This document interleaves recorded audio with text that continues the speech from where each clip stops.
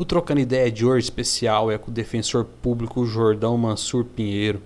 Papo muito legal sobre direitos humanos, política, defensoria pública e muito mais. Então já aproveita, se inscreva no nosso canal, deixa aquele like e curte aí.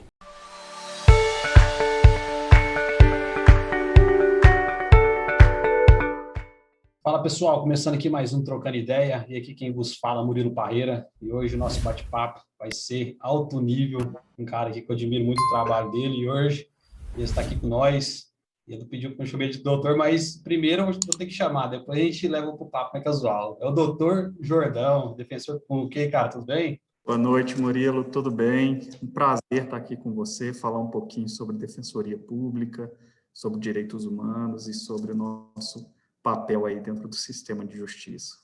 Cara, eu te agradeço aí a oportunidade de você estar aqui para a gente estar trocando essa ideia no dia de hoje. Jordão, antes de começar nosso bate-papo aqui, deixa eu só falar aqui dos nossos apoiadores, o pessoal que dá um apoio aqui do nosso podcast, que é o pessoal da Aloft Design, precisando de dar um upgrade na sua marca, desenvolver logotipo, criar flyers, banners. Vou deixar o link aqui na descrição, o pessoal da Aloft Design, vocês vão falar com o João Vitor. O cara é muito bom no que ele faz, em criação de logotipo, logomarca, ele faz todo um trabalho de estratégia para as redes sociais.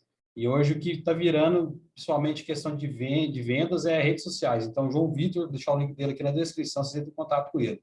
E também o pessoal da Parreira Skate Shop, precisando de roupas masculina, feminina, peça de skate em geral, tênis, as melhores marcas nacionais, que é a Simple, Blunt, Select, Blunt, Freedom Fog, Kicks, várias marcas com preço bem bacana. Eu vou deixar o link aqui na descrição. Estamos fazendo entrega para o Brasil inteiro, precisando, a gente estamos aí para atender vocês. Então é isso aí. Jordão, e aí, cara? Primeira coisa que eu quero saber de você, mano, você falou que pode ser um papo assim, mais tranquilo, a origem do seu nome, cara. Jordão. É o quê? Você é por causa do Rio Jordão? Tem alguma coisa a ver ou não tem nada a ver?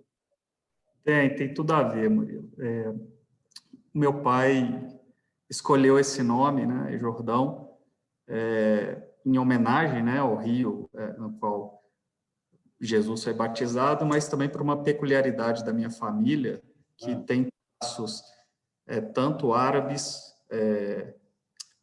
libaneses, quanto origem judaica também.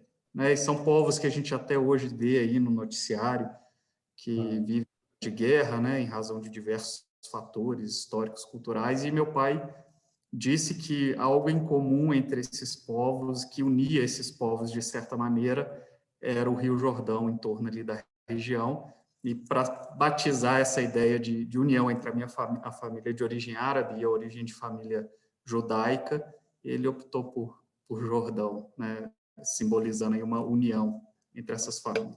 ótimo, bonito demais. E realmente é, né? É o que unia as duas terras ali, cara. E um lugar que vive em atrito, guerra e estamos vivendo momentos tensos lá novamente, né, cara? E assim, sua família ter laços com o pessoal de lá, não sei se ainda tem algum contato, se você já foi lá, mas assim, nós que estamos fora, né, já fica apreensivo, né?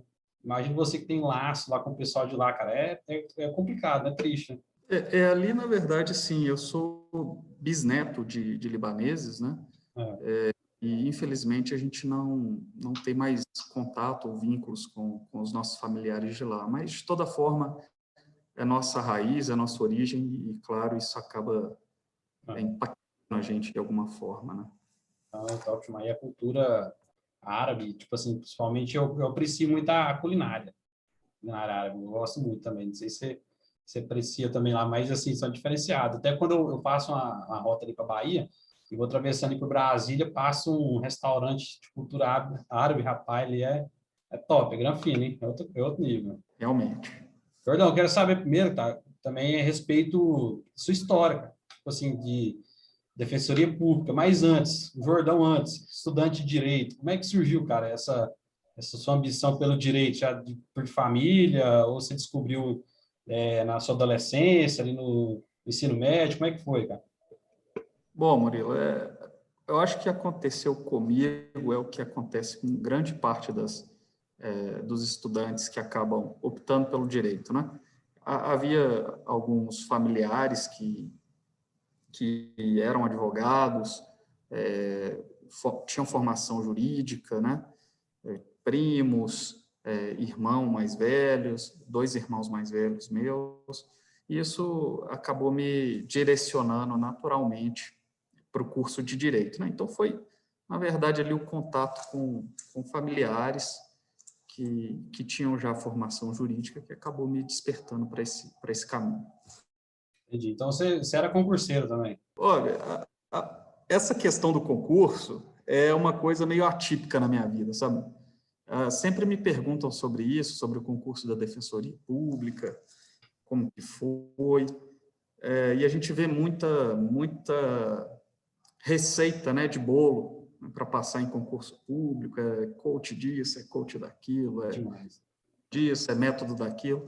E o que eu posso falar para você é que cada um tem o seu caminho, a sua história, né, no concurso público. Em meu caso particular, eu tive inspirações desses familiares, um irmão, inclusive, no Ministério Público de Minas, um irmão, infelizmente, falecido, um advogado brilhante,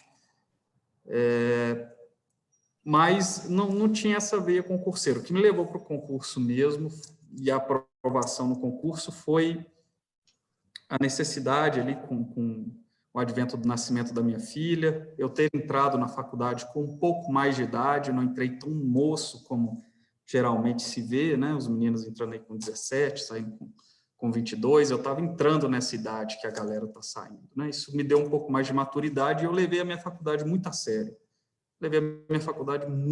Eu acho que isso foi um diferencial tanto para o meu concurso, para defensor público, quanto para o exame de ordem. Cara, imagine, assim, eu estou no curso de Direito, estou no 6º período, e assim, eu estou levando a sério também, só que no meio do meu curso aparece uma pandemia, e começa a ter aula online. Aí você imagina a aula online no curso de Direito, cara. Nossa, mas é muito chato, é muito... Assim, eu tive a sorte de ter alguns professores muito bons, sabe, que conseguem repassar aquele conhecimento, principalmente no nosso curso de Direito, que a gente tem que estar bem atento, atualizado, e eu não consigo aquelas aulas de slide. E quando começa a passar slide para mim, eu tiro a minha atenção. E agora, com as aulas online, cara, é só slide. E, assim, alguns que conseguem interagir com a gente, sabe? Eu fico preocupado. Como é que você vê, tipo assim, essa galera que está estudando, igual eu também, no futuro? Você acha que essa pandemia vai afetar, cara, esses novos juristas que estão vindo aí? Olha, essa é uma questão bem difícil da gente, né, prever a repercussão aí no ensino desse sistema, né, EAD, online e tal. O que eu acho, assim? Há prós e contras, né?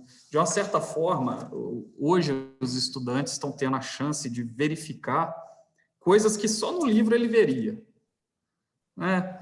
Ele está vendo aí revisões contratuais baseadas num fato extraordinário, imprevisível, que é a pandemia, né? Ele está vendo aí os conflitos aí de guarda, de pensão alimentícia, revisional, tudo em razão desse contexto que a pandemia traz, né? Um fato natural, mas que vai trazer repercussões para o direito, né? Então, de um lado, o ensino pode ter se tornado um pouco mais monótono, mas, por outro, o aluno vê todo santo dia a repercussão da pandemia e as teses jurídicas que giram ao redor dessa pandemia, né? Então, ele acaba vivendo uma experiência jurídica mais concreta, né? Sai um pouco daquela teoria maçante dos livros e se projeta no dia a dia, né? Então, acaba que, de uma certa forma, compensa a experiência fora da sala de aula, né, que o direito está em pauta 24 horas por dia, por razão dessa pandemia, né? Tipo assim, o trem vai atualizando toda hora uma repercussão nova, e até onde que eu estava conversando com o professor do Direito Penal semana passada. E assim, as repercussão que dá, né, cara? Que chega, acontece alguma coisa, algum boato, e vem todo mundo, hoje todo mundo entende tudo, de direito, todo mundo entende de biomedicina, de infectologia, essas coisas, e todo mundo quer palpitar. E você fala para mim, professor, rapaz, nós que está no mundo de direito, tem que saber a coisa certa para repassar para as pessoas e tirar essa desinformação. Só que o país que nós vivemos, nós somos campeões, cara, em fake news, campeões em desinformação. É um país que o povo está tomando criolina para combater o coronavírus, cara, tipo, aí fica, tipo assim, complicado, né? Mas, assim, Isso. o pessoal do direito tem esse papel também, né, Jordão? Você disse uma coisa importante, né? Porque o aluno de direito, o profissional do direito, o advogado, o defensor público, o juiz e o promotor, ele tem uma responsabilidade social, né?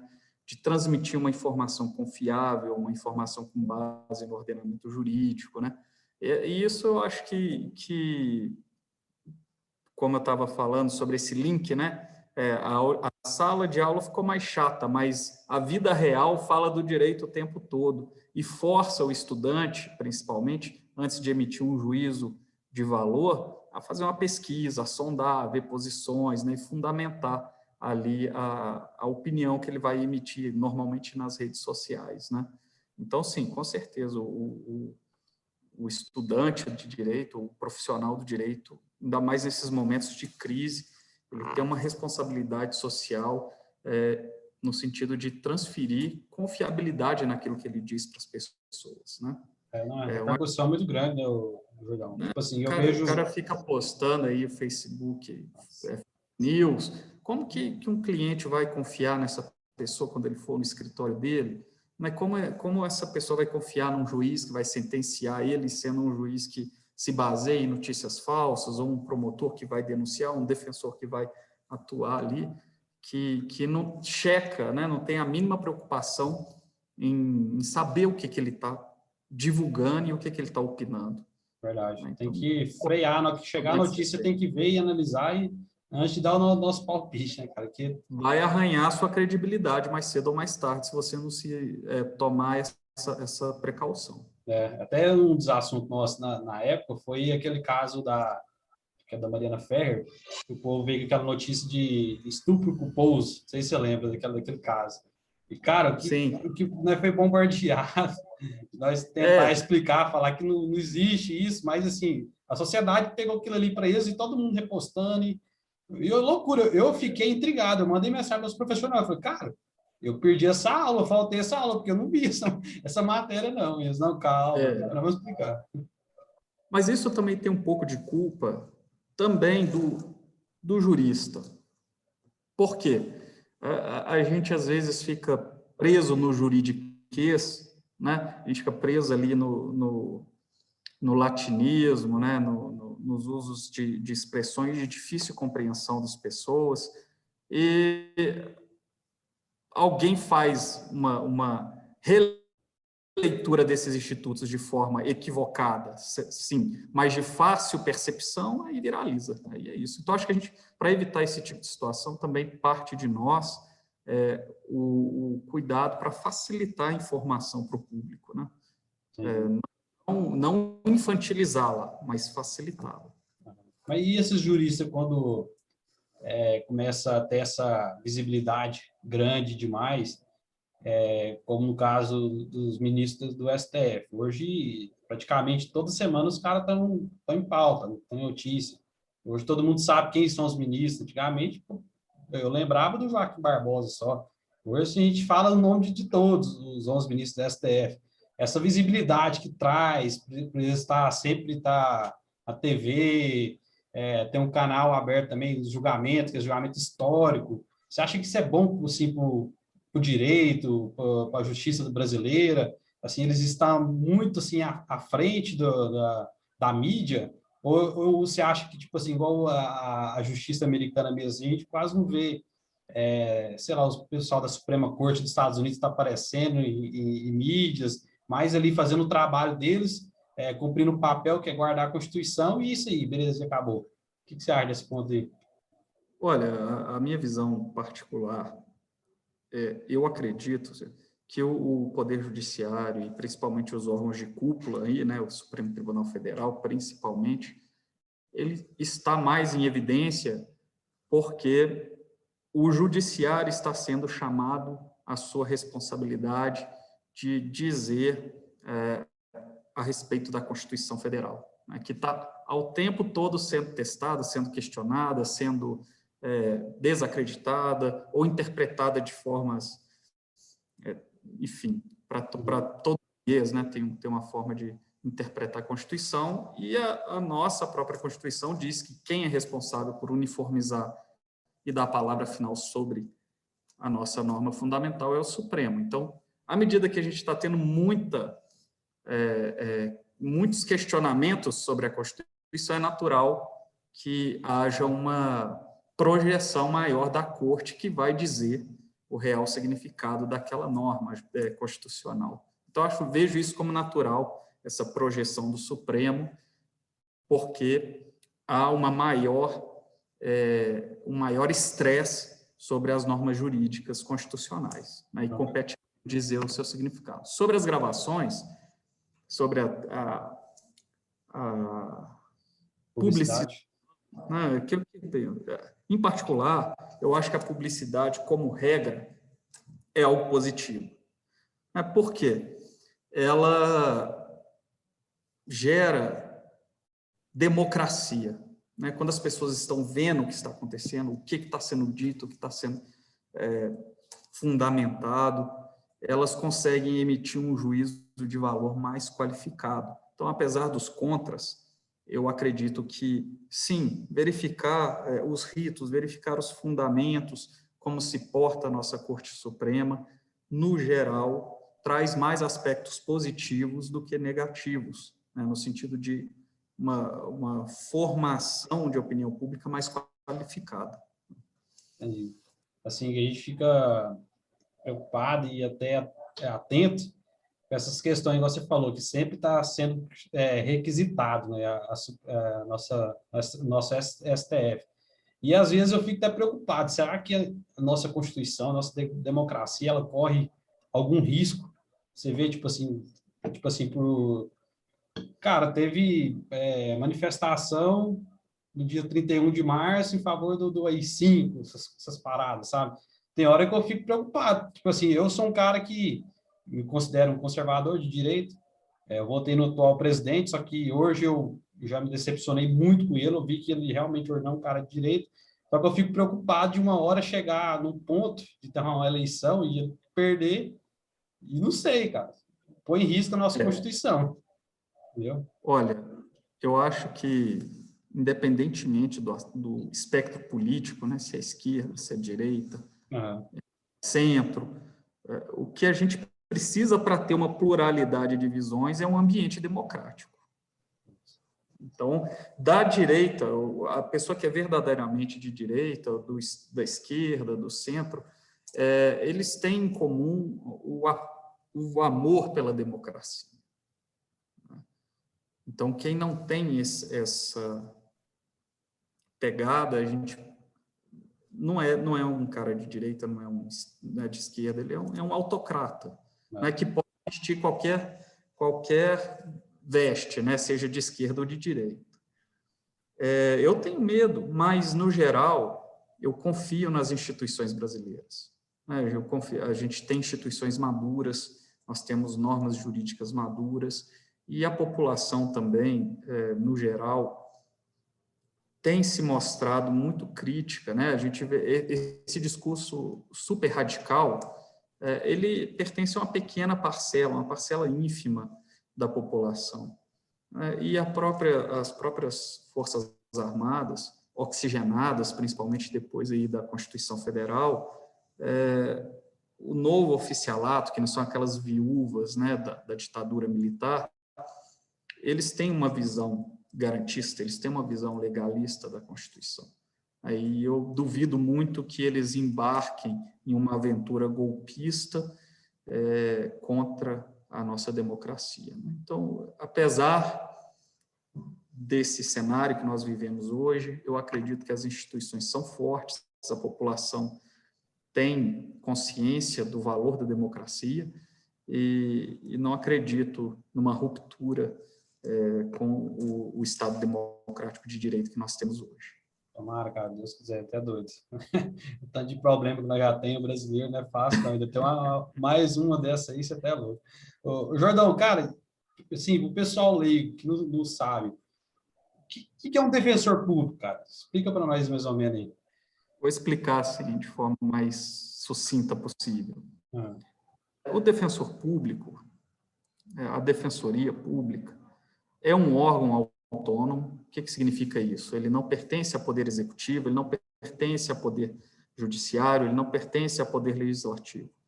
É um órgão autônomo, né, na Constituição, que tem a missão de promover os direitos humanos e o acesso à justiça aos vulneráveis. Né? E o defensor público é um membro desse órgão, da Defensoria Pública, né, que tem que ter a formação jurídica, tem que ser bacharel, tem que ser aprovado em concurso público de provas e títulos, e tem como missão exercer esse acesso à justiça para os vulneráveis. Então, ele funciona individualmente para aquelas pessoas que não conseguem, por exemplo, pagar um advogado, né, custear custas processuais e necessitam ali de um atendimento, do acesso à justiça em família, consumidor, saúde, área civil, né, enfim, trabalhista. Os campos são muito vastos, né?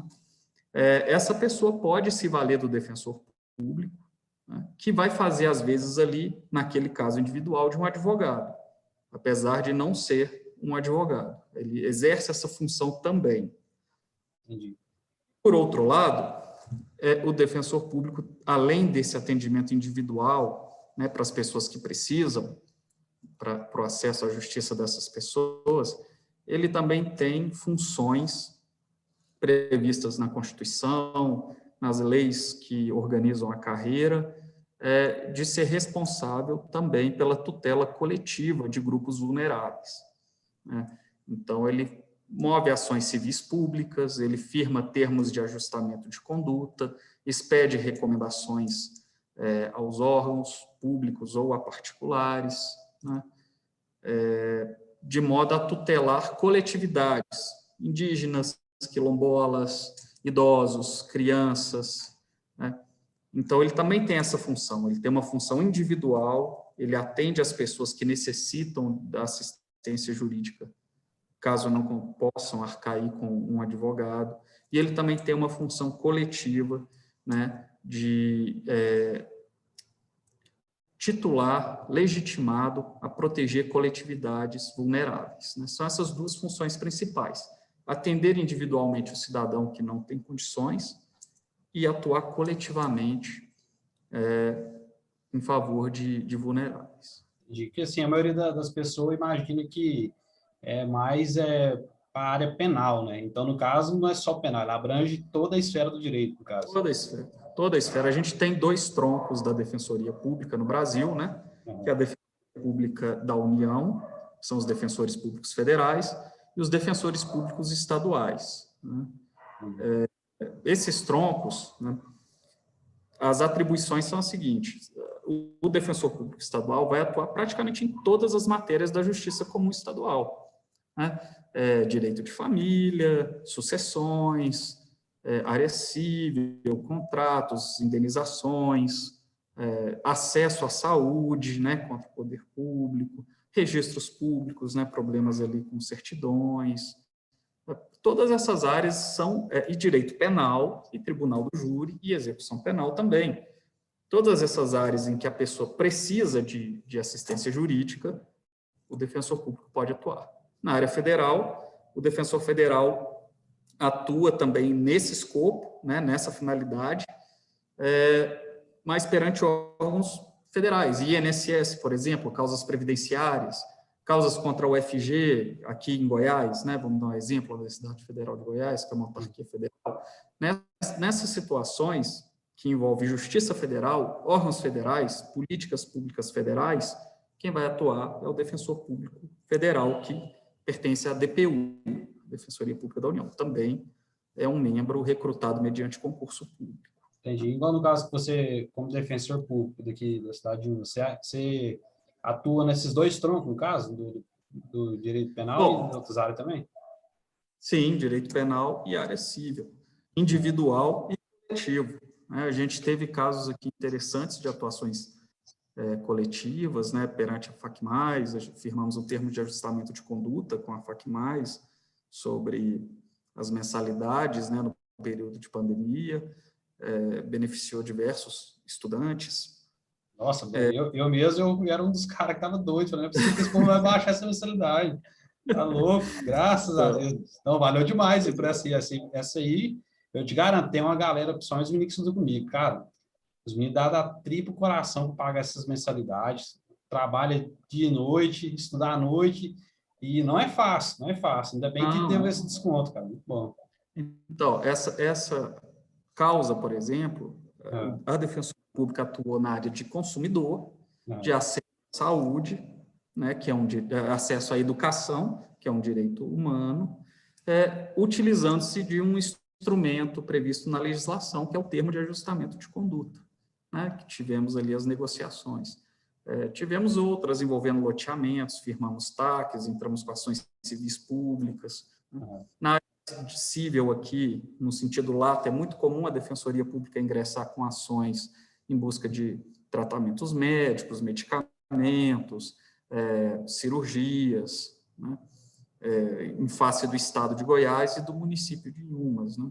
São causas. Na área de família, pensões alimentícias, inventários, tudo isso a gente atua. E também no direito penal, no tribunal do júri e na execução penal, né? Para que haja ali o devido processo legal e a defesa efetiva do sujeito que está sendo ali submetido à persecução penal.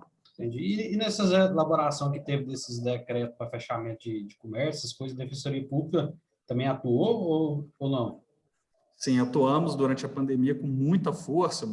Expedimos essas recomendações em relação à população de rua, catadores de materiais recicláveis, né? Sobre reuniões com o município, o Ministério Público, demais autoridades, né, para debater os decretos, né, sobre isolamento. Atuamos com recomendações voltadas à prefeitura em conjunto com o Ministério Público, né, de veto a projetos de leis, enfim, houve uma atuação muito forte, também atuação para disponibilização de leitos de UTI contra o Estado de Goiás.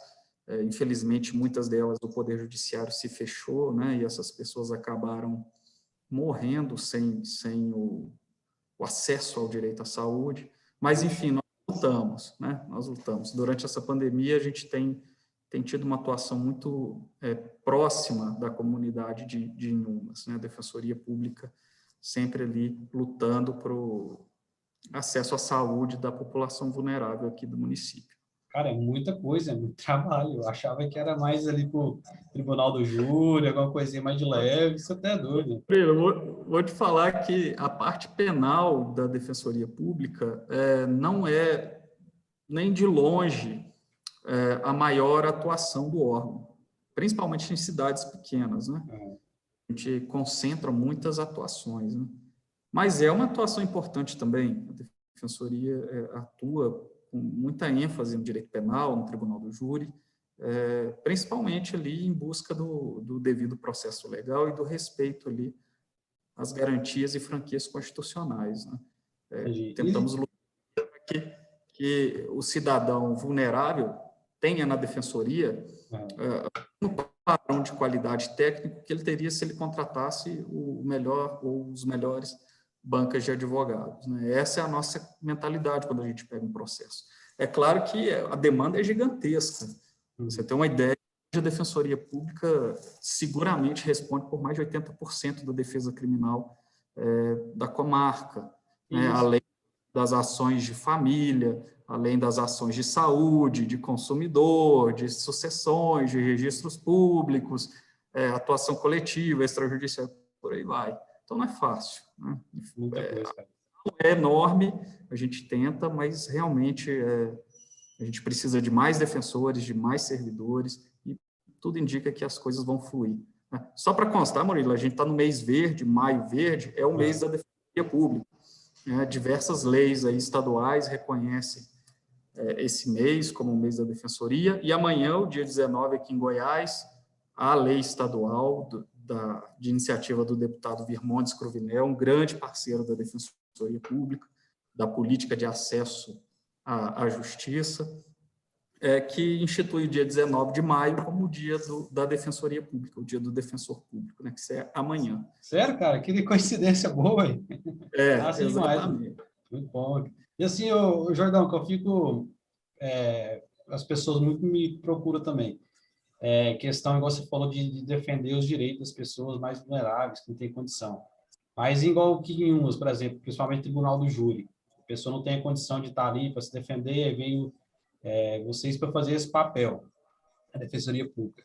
E como é que é o relacionamento depois ali com, no caso, a acusação, que seria a promotoria? Tem alguns conflitos, ou é de boa, é tranquilo, como é que é? O conflito, aqui, inclusive, o promotor do Tribunal do Júri é o Dr. Mário, Isso, um grande parceiro, um cara realmente vocacionado, né, um promotor de justiça de alto nível mesmo. É lógico que no Tribunal do Júri, ali não tem jeito, né? É um arranca-rabo, as teses jurídicas se conflitam, mas faz parte do jogo, né? Tem um mandamento do Cotturi, falando sobre os juristas, que eles devem esquecer as vitórias e as derrotas tão logo elas aconteçam, porque senão a vida fica insuportável, o peso disso tudo, né? Então, saiu dali, doutor, qualquer coisa, um abraço, obrigado, a defensoria está ali, se precisar de qualquer coisa, faz alguma brincadeira, faz uma piada ali, mas realmente, ali na hora do plenário do júri, a gente luta com unhas e dentes, né, e aí acaba desagradando. É nossa função também acabar desagradando aí Ministério Público e juiz, faz parte da vida. Não, e assim, o que a população tem que começar a compreender, porque eles olham e enxergam, até teve um conflito algum tempo atrás entre o pessoal, até da Polícia Militar, hein, com questão dos direitos humanos, falar direitos humanos, defendendo bandido, não sei o quê. Só que o pessoal tem que entender que mesmo que aquele bandido que, sei lá, que matou um homicida, um estuprador, querendo ou não, ele tem um direito dele também, né? Então, vocês estão ali para defender o direito que ele tem, né, Jordão? Murilo, esse discurso dos direitos humanos é uma coisa importante das pessoas desmistificarem. Porque direitos humanos, ele é um complexo, né? A defesa penal, o devido processo legal, ele é um dos direitos humanos. Mas, por exemplo, o fato de nós estarmos aqui hoje, né, nesse bate-papo, né, veiculando livremente ideias, fazendo críticas, essa liberdade de expressão é um direito humano. Quando você bate às portas do Poder Judiciário, falando que o Sistema Único de Saúde precisa custear o seu procedimento cirúrgico, o seu medicamento, você está reivindicando um direito humano, o direito à saúde, o direito à vida. Quando você reivindica creche para os seus filhos, ou escola de qualidade, você está reivindicando o direito humano. O direito humano é tudo aquilo que é necessário ao desenvolvimento, né, do ser humano, da personalidade humana. E é um feixe de direitos: saúde, educação, direitos em face do Estado, fisco, e também dentro de um processo penal.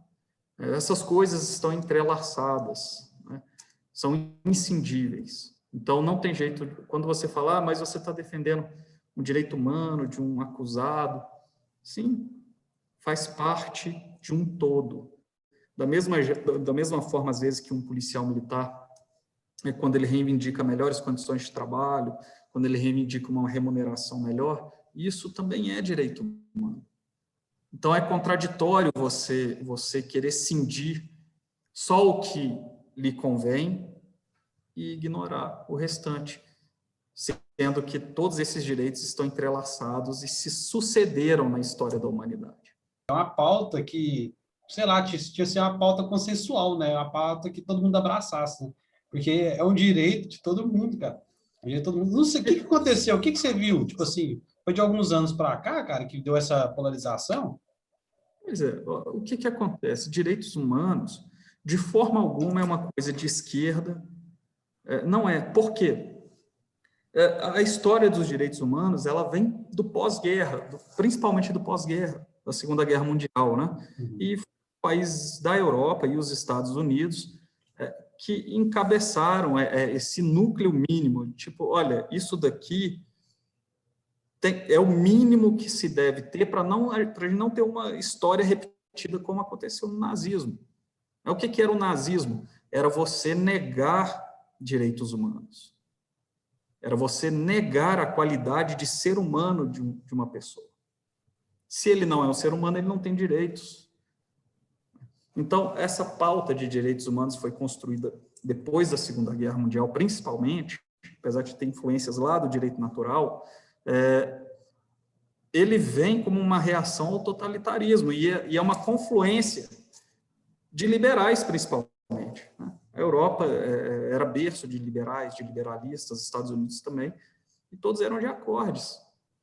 É que você precisa ter um mínimo, e é isso que o direito humano é. Né? O que está gerando essa radicalização? Vez ou outra na história, a gente oscila. Né? Os direitos humanos, eles não são lineares, não são conquistas constantes e para frente sempre. A gente tem avanços e retrocessos. E a gente está vivendo um período da história em que um discurso radical está ganhando espaço, a descrença no Estado, a descrença na política e a descrença nos direitos humanos. Né? E isso que é o combustível para a descrença sobre esses direitos. Né?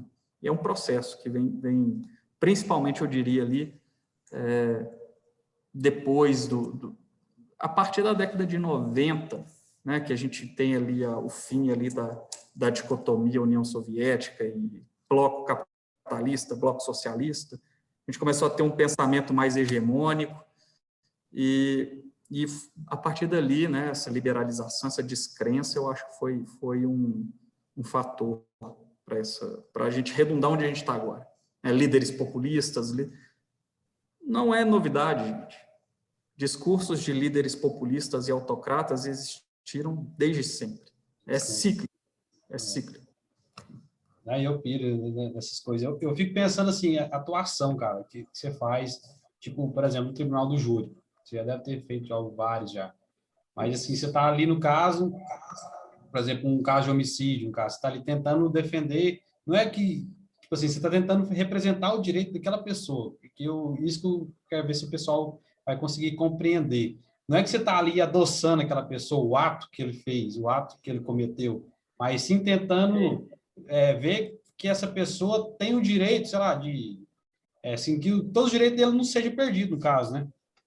Murilo, eu tenho assim, um orgulho pessoal de dizer que, como defensor público, eu tenho o que a gente chama de independência funcional, né? É assegurado pelas nossas leis. Ou seja, a linha defensiva, quem vai traçar sou eu. Não é a pessoa que está sendo defendida. Eu vou fazer a defesa dele de acordo com o direito. E a defesa criminal, ela não se resume a buscar a absolvição de ninguém. Pode ser que você tenha um caso de buscar absolvição, mas pode ser um caso que você esteja diante de um excesso na acusação. Né?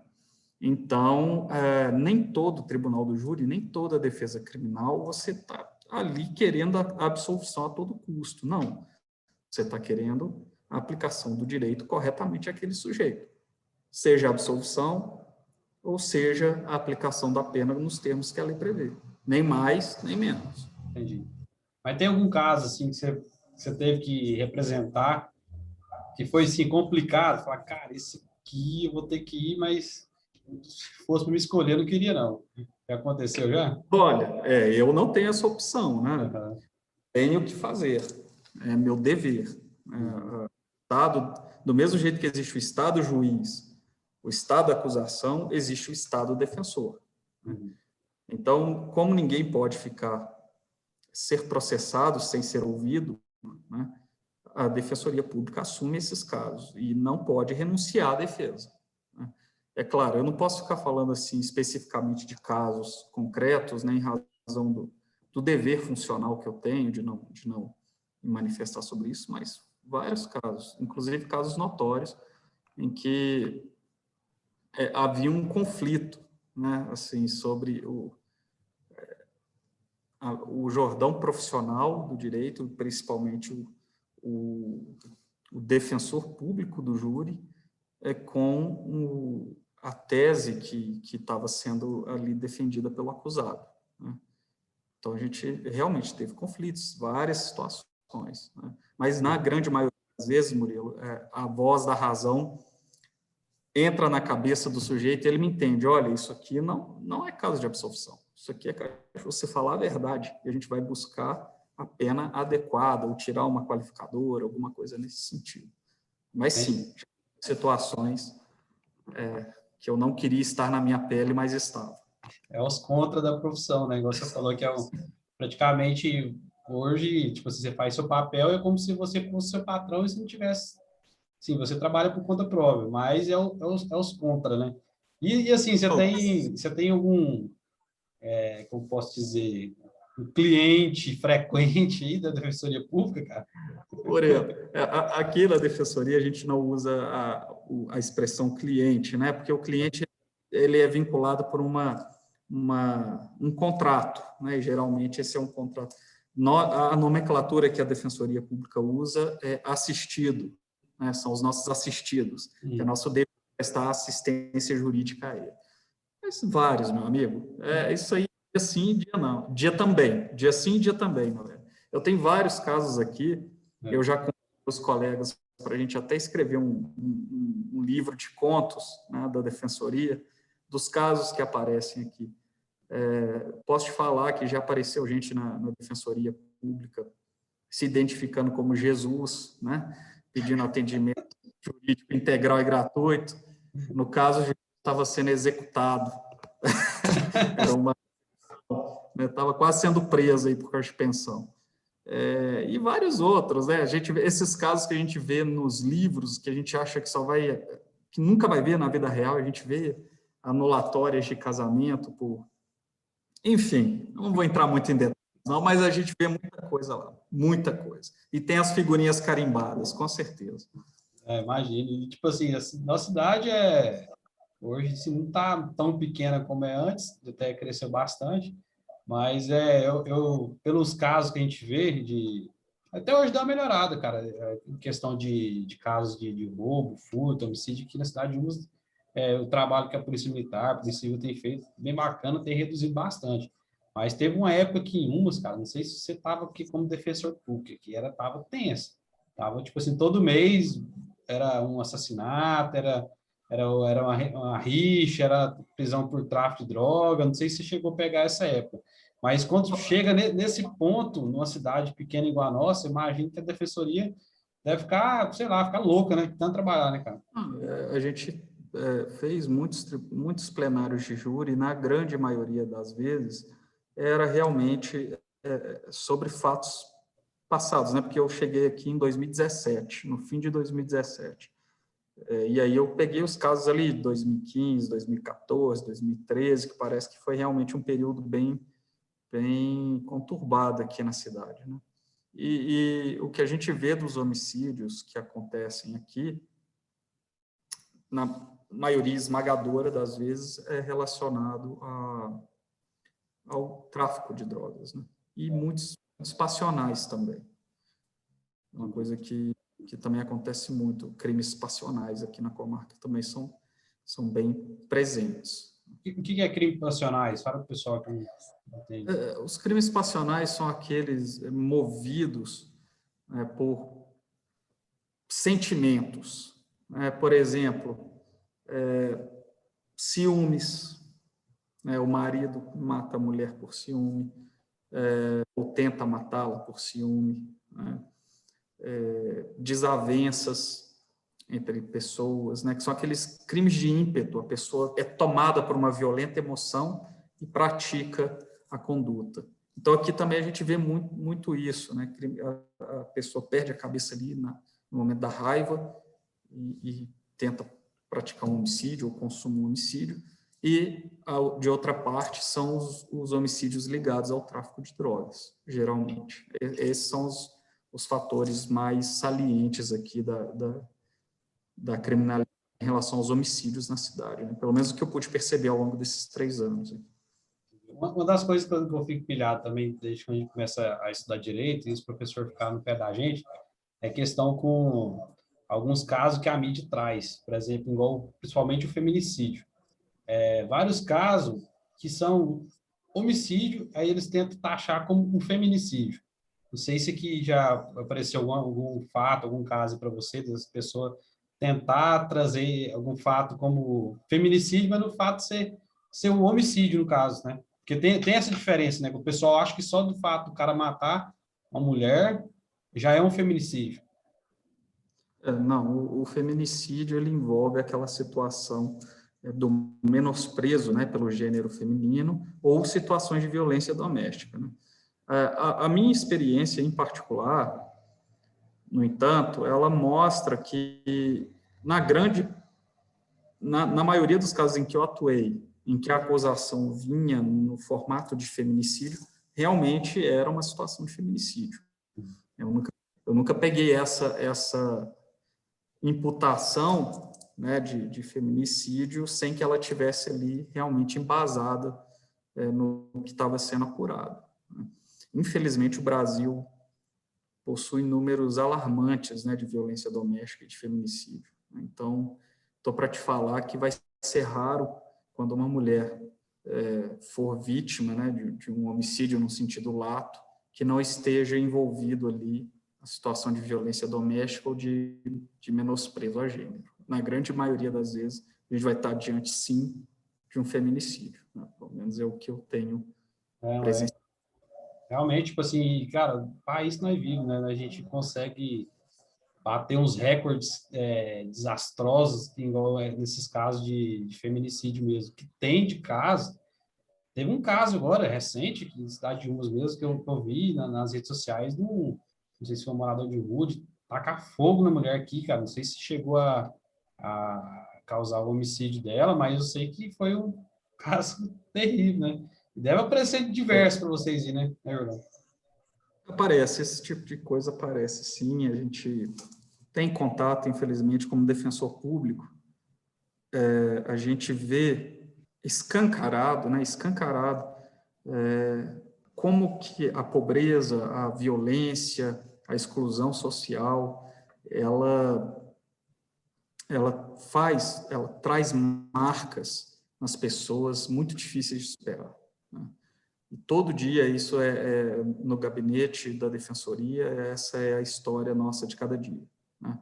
É o pai ali a mãe que vai desesperada atrás da pensão que o pai não paga, é o fulano que mora em um terreno irregular, que está sendo ameaçado de ser despejado ou ameaçando ali a venda do imóvel, né, que não tem uma escritura, né, o sujeito que não tem ali condições de pagar um plano de saúde, depende do SUS e não tem ali o acesso.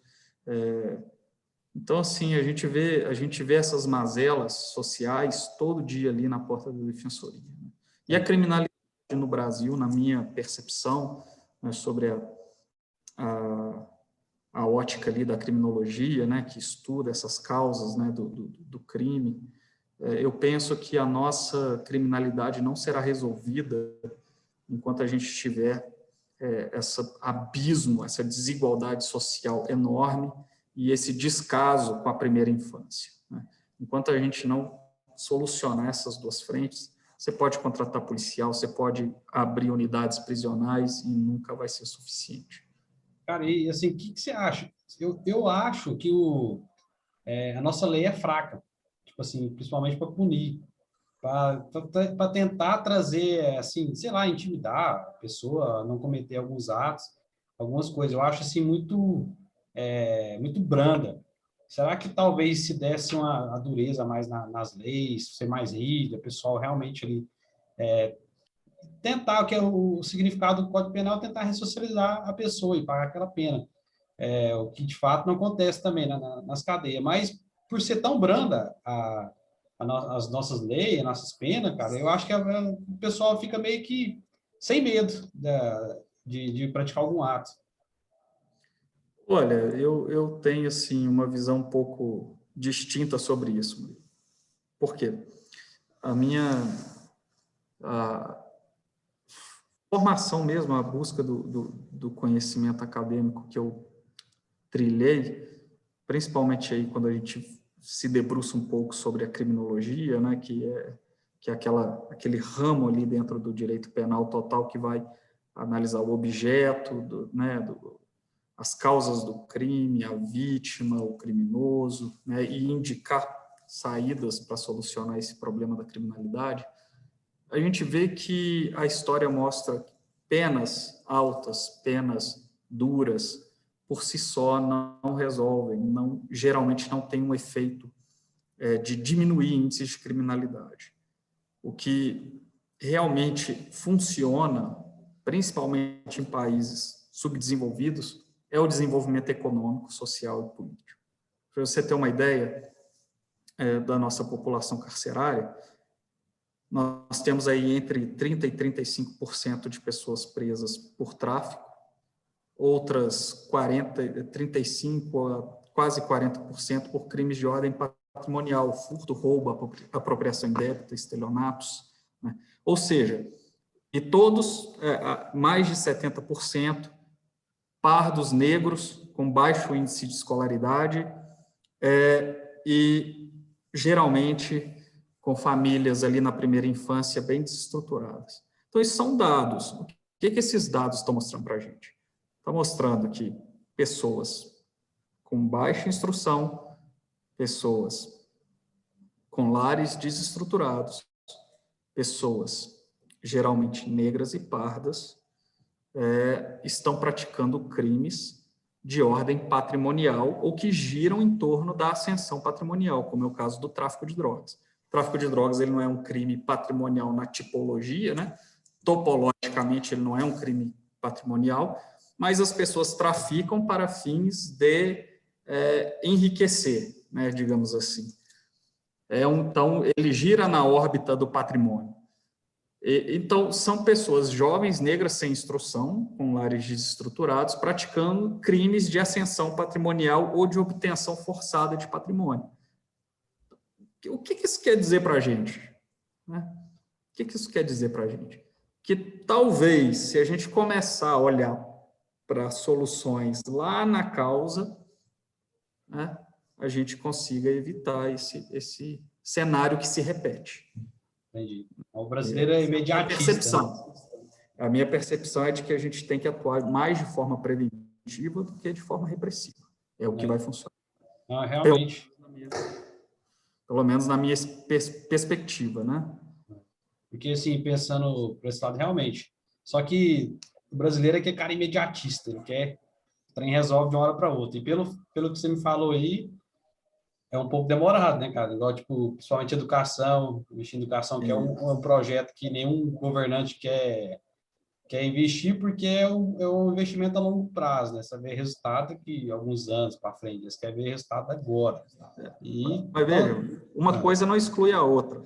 Você pode fazer um estudo, um debate, amadurecer sobre o recrudescimento de penas, tudo bem, ok. Mas não se esqueça também da outra vertente, porque senão você vai secar gelo, né? Estudos, Murilo, que indicam, por exemplo, que a alimentação das crianças na primeira infância pode influenciar se a pessoa vai ser mais ou menos violenta. Certo. Então, assim, talvez se a gente se preocupasse mais com a alimentação das nossas crianças na escola, os estímulos sensoriais que elas têm ali na primeira infância e depois até ali a adolescência, que é o período mais conturbado de formação da personalidade, talvez a gente evitaria mais crimes do que montar um batalhão com 600 policiais, 2.000 viaturas, não sei quantas unidades de prisão. E sairia mais barato, só que é médio, longo prazo. Entendi. Mas e quando... tem que escutar a ciência, né? E quando a gente vive num país onde, não só esse governante, mas vários outros que tá praticamente assim, cagando para a ciência, para dados, para fatos concretos, né, onde que a gente tem que E lá no caso, igual você falou, aí é onde que fica complicado o país e é onde que entra essa desesperança nossa. Eu mesmo sou um cara, eu não sou otimista pelo o futuro da nossa nação, cara. Eu amo muito o nosso país, mas o que eu vejo hoje é um país onde está no mar à deriva, cara, sem comandante, e nós estamos perdidos, porque a gente precisava de um comandante que seguisse dados, fatos científicos que levasse a gente para um caminho é, melhor, né? Porque hoje, graças a Deus, deu uma melhorada na questão da pandemia, mas não só na questão da pandemia, vamos querer tirar a pandemia, antes da pandemia, falar de ciência mesmo. Cara, no Brasil mesmo, os cientistas brilhantes do nosso país está saindo, está indo para outros países, porque não tem o O merecimento, o estímulo, reconhecimento que né? tem, o estímulo, cara, para estar trabalhando. Não, eu não tenho esperança, cara. Não sei você, mas eu mesmo não tenho muita esperança, não. Mas tem, Murilo, você é jovem. Quantos anos você tem? Tô com 32, cara, tô tão jovem, não. É novo, cara. Tem que ter esperança, né? A esperança é que faz a gente levantar, acordar, trabalhar, buscar as coisas melhores, que a gente sempre acha que vai melhorar, né? E eu acho que vai. Esse período vai passar, as coisas vão passar, a gente vai se conscientizar de tudo que está ao nosso redor e vai escolher melhor na próxima, tenho certeza. Será, cara? O brasileiro é criativo, hein? Porque agora, ó, vamos imaginar, 2022, eleições novamente, cara. E nós vamos repetir, pelo que consta nas pesquisas, o mesmo cenário que teve há 4 anos atrás, cara. De um lado, o Lula, que foi preso, deu toda essa repercussão, agora já. Só que o passado não vai mudar mais. E temos agora o Bolsonaro também, cara, que é um maluco, desmiolado. Então, o cenário vai se repetir. O que a gente faz no cenário desse, cara? Eu não sei você, mas eu não boto no cenário desse. A gente tem que amadurecer até lá, né? Eu tô desesperado com a terceira via, desesperado O ideal mesmo. seria uma terceira via, né? Uma coisa mais conciliatória e tal. Mas eu posso te falar, assim, que a gente não deve se omitir. É, A gente chegar numa situação de um extremo, a gente tem que ponderar, né? Apesar dos pesares, o que a gente sabe é que essa pandemia mostrou uma inépcia gigante do governo federal, principalmente, em gerir essa crise, né? E essa inépcia, até agora, tem custado 450 mil vidas, né? Então, acho diretamente. Então, eu não sei se existe algum cenário em que seria pior do que isso. Eu não consigo imaginar. também não, cara. E como é que é a relação da Defensoria Pública com, sim, os políticos municipais aqui de Umas, aqui, cara, com a Câmara de Vereadores, com prefeitos? Vocês têm uma relação, tem uma comunicação direta? O prefeito te Não, atende, é normal? bom, o que acontece? A Defensoria Pública, ela é um órgão constitucionalmente previsto e nós atuamos dentro do direito, sem nenhum viés político, né? Nossa busca é sempre pela observância da ordem jurídica em favor do vulnerável, né? A Defensoria tem algumas prerrogativas, né? Poderes de requisição, de requisitar informações, tem legitimidade para mover ações civis públicas, firmar termos de ajustamento de conduta. Então, a gente tenta manter um relacionamento institucional com o município, prefeitura, Câmara, num nível institucional. A gente não temos respeito pelos gestores, temos respeito pelos vereadores, mas em momento nenhum há uma vinculação da defensoria com esses poderes e em nenhum momento a gente deixa de atuar, inclusive contra o município, quando necessário, né, por questões políticas. Então, eu posso falar que a relação com o prefeito, com o município, prefeitura e Câmara é institucional, republicana e respeitosa. Eu tenho visto, em relação a essa gestão com o prefeito atual, o doutor João, uma boa vontade em atender os pleitos da Defensoria Pública, que são pleitos voltados à defesa dos vulneráveis, né? existe um tratamento cortês e republicano entre defensoria e executivo, e eu percebo, sim, uma disponibilidade maior nessa gestão de procurar resolver os problemas em que a defensoria pública levanta, né?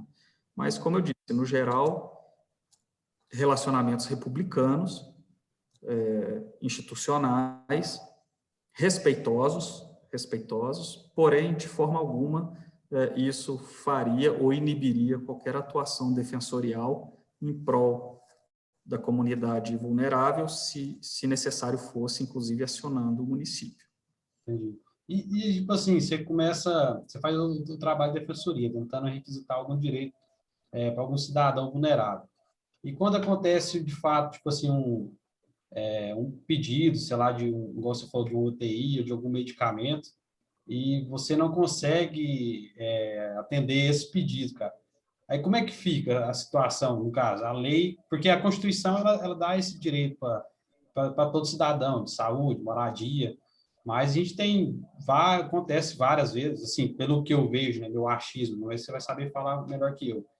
Quando acontece um caso desse, tipo assim, do governo não poder te atender, algum outro órgão não poder te atender, e como é que fica a lei do nosso país, a nossa Constituição? Ela não entra em vigor, no caso? Mariana, isso aí, a questão da efetividade das normas é algo que tortura todo operador do direito, né? Seja o defensor público, o promotor de justiça, o juiz que dá a ordem e não é cumprida, né? Mas não foi um ou dois casos que aconteceram, né? A defensoria, ele tem como premissa, antes de procurar a justiça, sempre tentar o acordo, né? Sempre tentar a via extrajudicial. Então, a gente manda o ofício, a gente explica, é direito, disponibiliza. Se vocês não fizerem, a gente vai atrás do Poder Judiciário e aí o juiz é que vai dizer o que é que vocês vão ter que fazer ou não, né? Infelizmente, nem tudo a gente resolve administrativamente com ofício, requisitando, né? Muitas vezes a gente tem que mover a máquina do judiciário. E às vezes a gente tem a decisão favorável, mas não consegue implementar, né? E não foi uma ou duas vezes, infelizmente, que eu, na atuação como defensor público na área de saúde, consegui liminares ali, determinando ao Estado de Goiás, ao município de Inhumas, que procedesse a internação, e a pessoa falece antes da ordem ser cumprida, né? Cara, e quando acontece um caso desse? É duro. O que eu vejo para você, o que eu falo para você é, você vê concretamente o grau de distância entre o direito posto e aquele que é o direito vivo, né? Uhum. A gente passa por essas situações muito duras, né? Não só na área de saúde, mas, como você mesmo disse, né, a gente faz várias inspeções aqui na unidade prisional, já fiz em outras unidades prisionais, e quando você vê o que prevê a lei de execução penal, né, e o que existe ali dentro, realmente difícil. Defensorar, né, como a gente fala, que é o ato de ser, da atuação do defensor público, é, sobretudo, resiliência, né? Você ver, aguentar, passar, pensar numa saída e continuar. Isso tem sido a nossa história, a nossa marca aqui na comarca. Porque no papel é muito bonito, né? Tipo, a Constituição nossa, cara, se desse para cumprir tudo, nossa, era um paraíso no nosso país, era muito bom, muito bonito. Mas não dá, né, cara? Não dá. Não sei que é onde que entra a pilha, tipo assim, de você falar, chegar um caso de ganhar a causa de algum atendimento médico e chega na hora, não tem como. Agora na pandemia mesmo, agora tem acontecido muito, né, cara? Muito. Vários, infelizmente, foi terrível. E a gente vê, nesse ponto, como que a falta de uma articulação nacional trouxe impactos aqui na ponta, no município, né? Porque o município, ele é um ente federado considerado pobre, né? Em razão da arrecadação, do poder financeiro, né? Quem tem mesmo o dinheiro é Estado e União, né?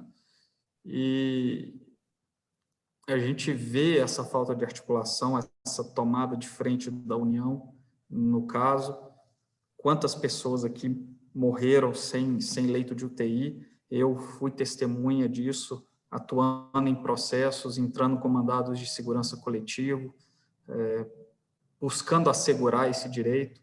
O judiciário se fechou em determinado momento da pandemia, eu acho que ele ficou tão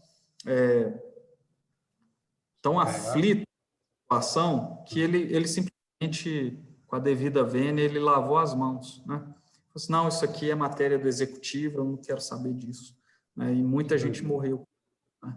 Então, nem assegurar o direito formalmente a gente estava conseguindo mais. Eu fico grilado, sabe o que é? Tipo assim, pega um pai de família, cara, sei lá, 40, 50 anos. O cara trabalhou ali 30 anos, 40 anos, pagando essa caralhada de impostos que a gente paga aqui no dia a dia. Na hora que a gente precisa de um leito de hospital, cara, não tem, entendeu? Isso aí que, assim, deixa a gente triste, né, cara?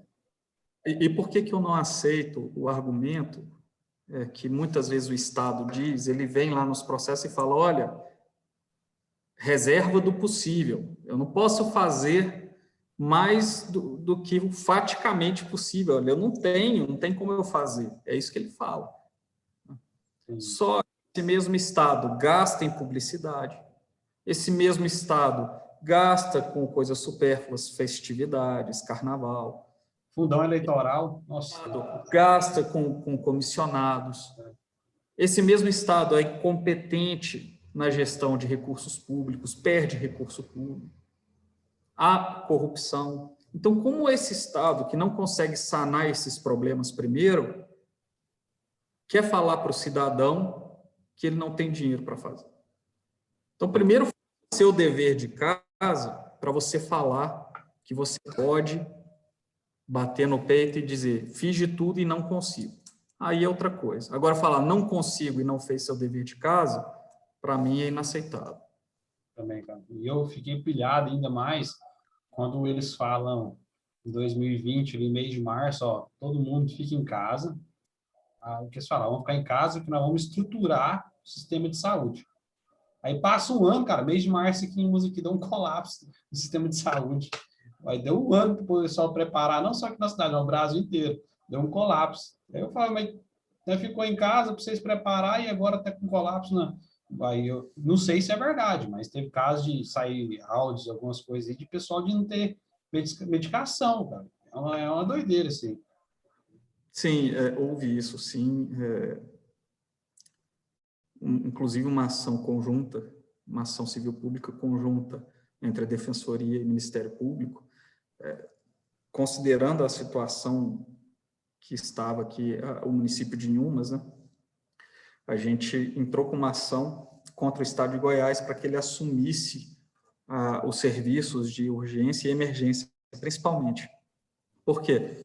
Como essas pessoas iam para o CAIS, iam para a UPA, e depois elas não iam para as unidades de terapia intensiva, de UTI, que são a cargo do Estado, elas ficavam represadas nessas unidades, CAIS e UPA, que não tem estrutura para receber esse volume e esse tipo de atendimento, né? Então, o Estado não fornecia UTI e impedia que essas unidades fizessem o seu trabalho básico, que é atender urgências, coisas menos graves, né? E a gente tentou mostrar isso para o judiciário, aqui em Umas, até o doutor João, da Fazenda Pública, deferiu o nosso pedido liminar, determinou que o Estado assumisse, porque já que você não faz a sua parte, você não pode jogar isso nas costas do mais fraco, né? Mas acabou que o Estado recorreu e, infelizmente, ali o Tribunal de Justiça cassou essa decisão e deixou o município de Inhumas à sua própria sorte, e os munícipes também. Cara, infelizmente. É doideira, eu fico pilhado. Tipo assim, eles fazem um trabalho desse aí, e depois os caras falam, ó, praticamente falou assim, ó, vocês aí, cada um por si, mano. Vocês se viram e dá seu pulo aí. O nosso problema na pandemia aqui foi o seguinte, a gente tinha que fazer o isolamento, mas esse isolamento ele tinha que ter sido feito de forma racional, né? E, ao mesmo tempo, a gente tinha que ter o colchão de proteção social. A gente tinha que ter essas duas frentes juntas. porque é muito difícil você também determinar o autônomo, aquele que ganha o pão dele no dia a dia, que ele fique em casa sem que ele possa ter o sustento da família dele. Não dá. Então, o governo, em todas as esferas, e aí não foi só a federal, foi a estadual e a municipal também, se preocuparam com o Sistema Único de Saúde, mas não se preocuparam com o Sistema Único de Assistência Social. Essas duas frentes deveriam ter caminhado concomitantemente, juntas. A gente precisava da proteção social para a gente poder exigir essas medidas de isolamento mais rigorosas, que tinham que ser feitas, precisam ser feitas ainda, né, até que a vacinação se ultime. Verdade, cara. Ninguém preocupou nessa questão. As pessoas, as gestões estão batendo cabeça, né? Estão olhando ou só para um lado ou só para o outro. E não é assim que funciona. Verdade, não. E muita gente sofreu, cara. Tipo, fizemos um isolamento aí meio que meia boca, onde prejudicou muito o comércio, não resolveu a situação, o sistema entrou em colapso. Então, tipo assim, aquela, não sei se você acompanhou, cara, assim, os negacionistas criticou muito aquele Átila Yamarino no início da pandemia, que falou que ia morrer 1 milhão de pessoas.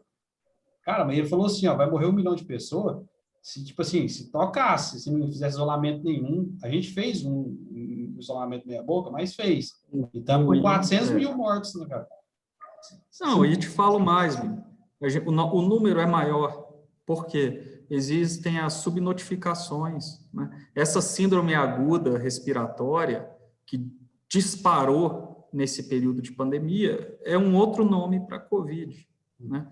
Então, assim, eu tenho plena convicção de que os números são ainda maiores e mais alarmantes e poderiam ainda ser piores, né, se a gente não tivesse adotado aí alguma linha de isolamento.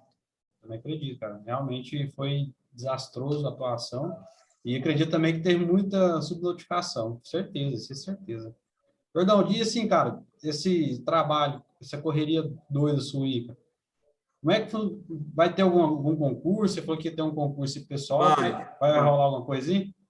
Vai rolar, sim, né? Os concursos de plantão, então. Hoje foi publicado ali no Diário Oficial a contratação da banca, né, para a realização do terceiro concurso de defensoria pública, né, de defensor público. Vai ser a Fundação Carlos Chagas, né? A nossa expectativa é de que o edital seja divulgado em breve, né, e que a gente ainda tenha aí a realização desse terceiro concurso ainda esse ano. Nós precisamos muito, né, como eu te disse, somos apenas 82 defensores públicos no estado todo, tirando os afastamentos e etc. A gente deve ter aí uns 77 em atuação apenas, né? A população precisa desse serviço público, e esse concurso vai ajudar muito na implementação dessa política. São, salvo engano, quase 50 cargos, mais cadastro de reserva. A Constituição Federal diz que a Defensoria Pública tem que estar até 2022 em todas as comarcas do Brasil, onde há um juiz e um promotor, deve ter um defensor também, né? Estamos muito longe desse número ainda. Para você ter uma ideia, Goiás nós temos 82 defensores, mais de 400 juízes, mais de 400 promotores e apenas 82 defensores. Muito pouco, hein? Muito pouco. É muito pouco. 246 municípios, se não me engano, tem em Goiás. Então, o caminho é longo ainda. Muitos concursos virão, eu espero, né? E esse está vindo aí, né, para membro aí da Defensoria Pública. Eu espero que a gente tenha novidades. E eu vou dar uma dica aqui de um colega concurseiro meu, colega defensor público, entrou comigo no meu concurso, que é o Alan Yos, que é um dos donos do curso ARH, né, que é um curso preparatório voltado para a Defensoria Pública, para o Ministério Público. Depois vocês pesquisem aí, material específico para a Defensoria Pública do Estado de Goiás, vale a pena vocês checarem. Tá? Eu queria também só falar para as pessoas entenderem um pouco sobre os requisitos para serem atendidos pela Defensoria Pública, porque pode virar essa dúvida, né? Uhum. Se é um atendimento individual, a gente olha a renda da pessoa. E como que a gente verifica se ela pode ou não ser atendida pela Defensoria? Se ela é uma pessoa solteira, não está inserida em nenhuma unidade familiar, a renda dela não pode ultrapassar 3 salários mínimos. Se ela pertence a um núcleo familiar, a renda de cada um desses integrantes não pode ultrapassar 1,5 salário mínimo por pessoa.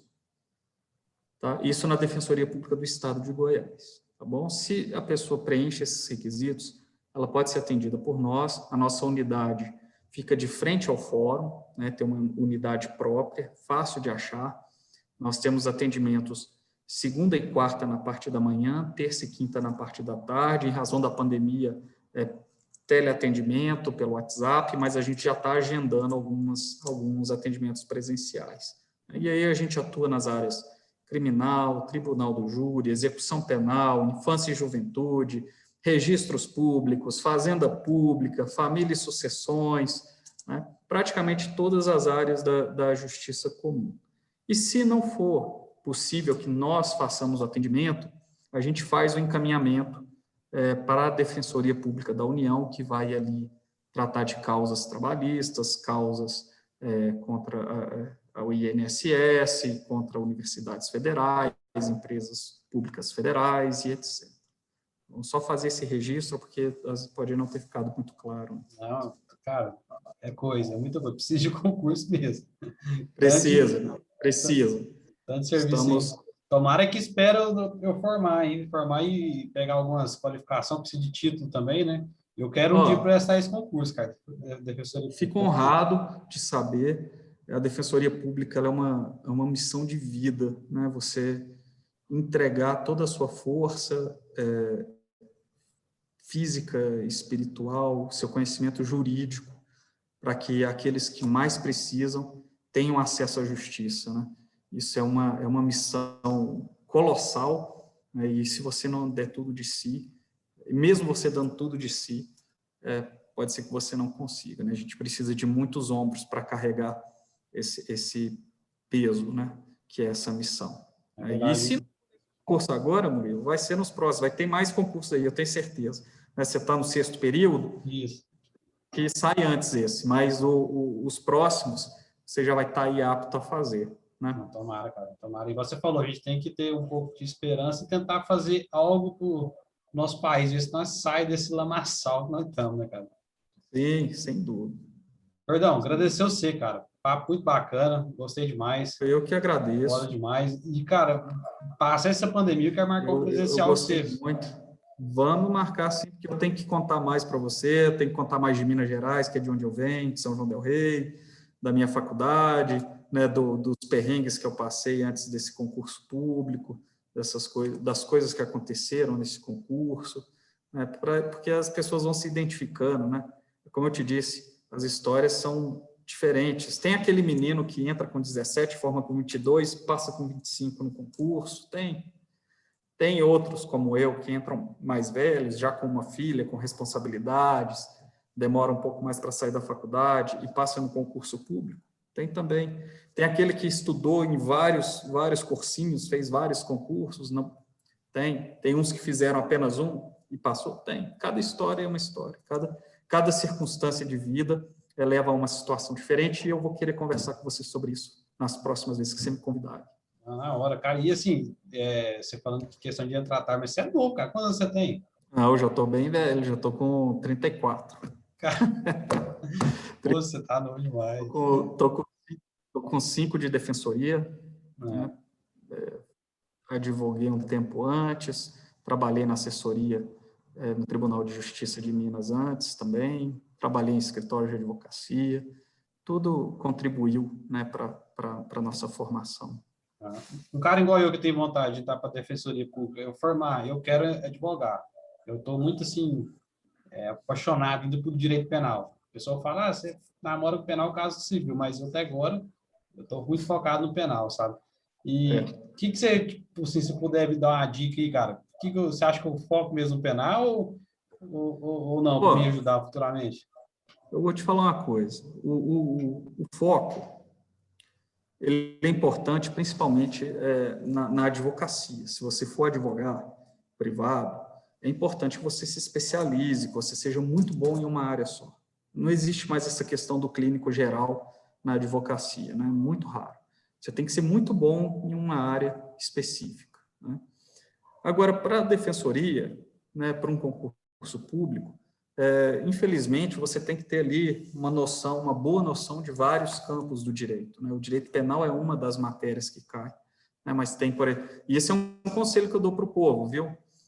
Vai menosprezando direito empresarial para você ver. Na minha segunda fase, caiu títulos de crédito. Eu odiava. Chato. Né? Então, assim, para concurso e para a vida, principalmente se você pegar uma defensoria igual eu peguei aqui, uma defensoria de interior, você vai ter que fazer de tudo um pouco. Então, você vai ter que se dedicar a estudar de tudo um pouco, né? Para o concurso, você tem que ter uma noção boa de vários campos do direito, e não só direito. Então, se o seu foco é concurso público, é importante que você faça um estudo das disciplinas no geral, e principalmente aquelas que ninguém gosta, né? Vai lá no ECA, né? Vai lá em exercício penal, vai lá em direito empresarial, ambiental, né? Direitos humanos, porque é esse. Aperta. Não é só o Tribunal do Júri, não, né? Não, o Tribunal do Júri é uma fração mínima. Nossa. Fração mínima. Não, mas tá bom, legal demais. Jordão, agradecer mais uma vez, cara. Papo muito bom. Espaço aberto pra você aí.